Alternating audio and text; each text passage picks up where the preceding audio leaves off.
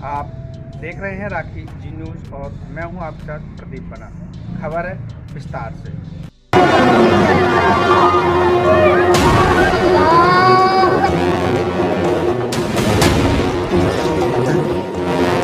ये मस्जिद तैयबा मरकज उमर करा के अंदर ये नुकसान है। इंडियन एयरफोर्स ने यहाँ टारगेटेड अटैक किया। हमला कितना सटीक था इन तस्वीरों से समझिए।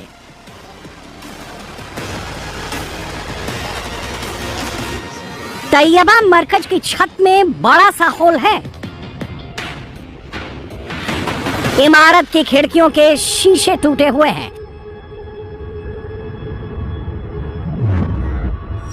जगह जगह मलबा बिखरा पड़ा है।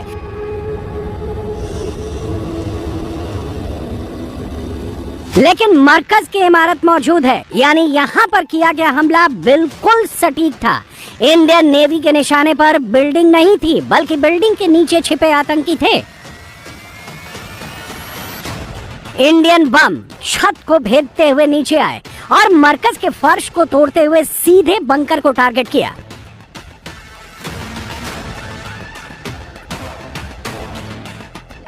2018 में आतंकी सरगनाओं ने छिपने के लिए अपने अपने मरकज और मस्जिदों के नीचे ही बंकर तैयार कराए थे। बंकर के भीतर ही रहने की सुविधा के साथ कम्युनिकेशन की भी फैसिलिटी मौजूद थी। इन बंकरों को बनाने में चीन ने आतंकियों की मदद की थी। आतंकी बंकर के नीचे खुद को सुरक्षित समझ रहे थे, लेकिन जब भारत ने स्ट्राइक किया तो यही बंकर आतंकियों के कब्रगाह में तब्दील हो गया। –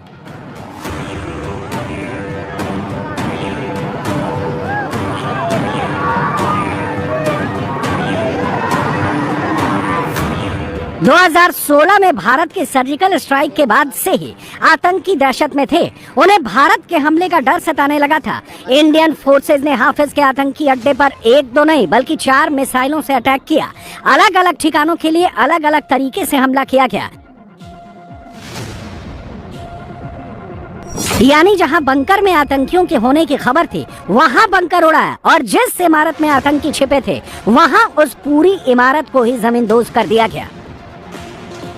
भारत ने 50 सेकंड के भीतर मुरीदके में 4 बम गिराए। निशाने पर वो सभी ठिकाने थे जहां आतंकियों के छिपे होने का इनपुट था। भारत के हमले में मरकज तैयबा की छत और प्रशासनिक इमारत पूरी तरह से तबाह हो गई।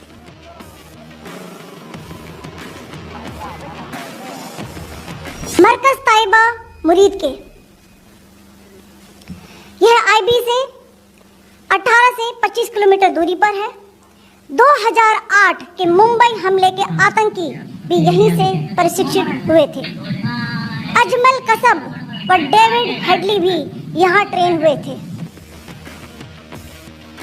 मरकज तैयबा मुरीदके ये इंटरनेशनल बॉर्डर से 18 से 25 किलोमीटर की दूरी पर है। 2008 के मुंबई हमले के आतंकी यहीं से प्रशिक्षित हुए थे। अजमल कसाब और डेविड हेडली भी यहाँ ट्रेंड हुए थे। इंडियन फोर्सेज ने जैसे ही मुरीदके में स्ट्राइक किया वहां भगदड़ मच गए। पाकिस्तान को लश्कर को पता था कि भारत अटैक करेगा, इसलिए तैयबा मरकज की पहरेदारी आतंकी कर रहे थे। लेकिन जब अटैक हुआ तो आतंकी अपनी जान बचाकर वहां से भाग निकले। इसके बाद वहां का लोकल प्रशासन आतंकियों को बचाने में जुट गया। तुरंत बम स्क्वाड की टीम बुलाई गई। हालांकि दहशत इतनी थी कि रात में यहाँ बम फटा और दिन के उजाले में भी वो मरकज के अंदर जाने की हिम्मत नहीं जुटा सके। मौके पर एम्बुलेंस भी पहुंची और जो आतंकी हमले में बच गए उन्हें अस्पताल पहुंचाया गया। हमेशा की तरह पाकिस्तान ने इस अटैक को भी छिपाने की कोशिश की। रातों रात जेसीबी मंगाकर मलबे की सफाई शुरू करा दी गई, लेकिन इस बार पाकिस्तान यह हमला छिपा नहीं सका। हमने हनुमान जी के उस आदर्श का पालन किया है जो उन्होंने अशोक वाटिका उजाड़ते समय किया था। जिन मोहि मारा तिन मोहि मारे। हमने केवल उन्हीं को मारा जिन्होंने हमारे मासूमों को मारा।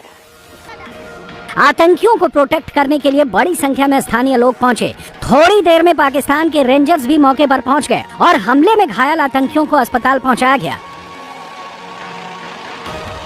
पाकिस्तान में आतंकियों को किस तरह पनाह दी जाती है, दहशतगर्दों को कैसे पुलिस की सिक्योरिटी मिलती है, ये पूरी दुनिया को पता है। लेकिन भारतीय हमले के बाद मुरीदकी से आई इन तस्वीरों में एक बार फिर पाकिस्तान के झूठ को बेनकाब कर दिया। जिस मरकज में बैठकर हाफिज सईद आतंकी वारदातों की प्लानिंग करता था, उस मरकज को चारों तरफ से लोहे के तारों से घेरा गया था।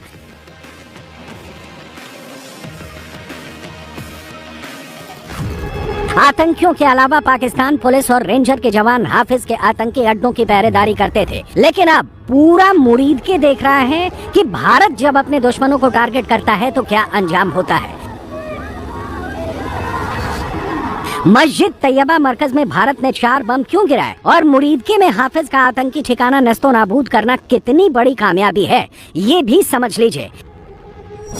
इंटरनेशनल बॉर्डर से करीब 25 किलोमीटर दूर मुरीदके का मरकज तैयबा करीब 82 एकड़ में फैला है।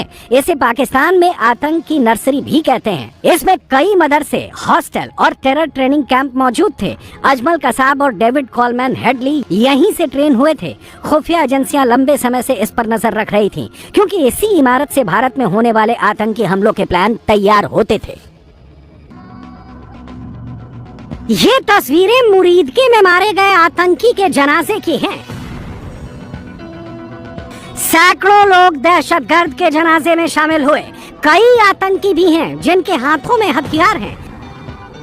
जनाजे को उठाने से पहले आतंकी के लिए दुआ मांगी गई, आखिरी नमाज पढ़ी गई, जिसमें सिर झुकाए नम आंखों से पाकिस्तानी सेना के अधिकारी भी शामिल हुए।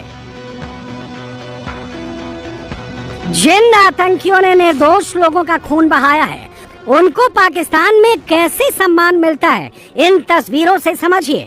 आतंकी के ताबूत को पाकिस्तान में नेशनल फ्लैग में लपेटा गया है। जनाजे को एक तरफ आतंकी कंधा दे रहे हैं, दूसरी तरफ जनाजे को पाकिस्तानी आर्मी के जवान उठाए हुए हैं। आतंकी के जनाजे में पाकिस्तान के 4थे कोर का commander lieutenant general Fayaz Hussain Shah भी दिख रहा है।